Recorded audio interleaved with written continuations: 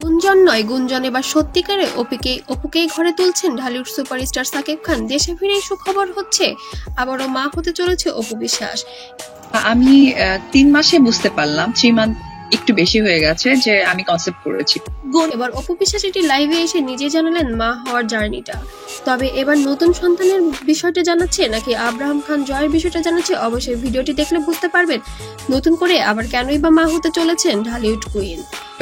So মা হওয়ার ফিলিংসটা আমার মনে হয় প্রত্যেকটা মেয়েদের একই রকম। হয়তো যারা মা হয়নি তাদের আমি বললেও তারা বুঝবে না বা বুঝতে আসবে না।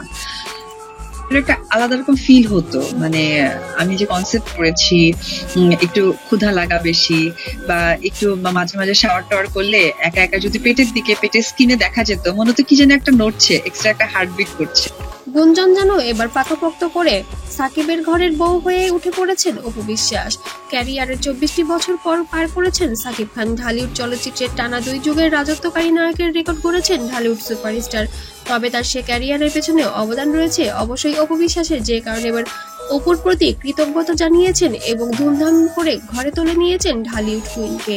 এবং মা হওয়ার বিষয়টিও যেন জনসম্মুখে দুজন মিলে এবার দিলেন লাইভে।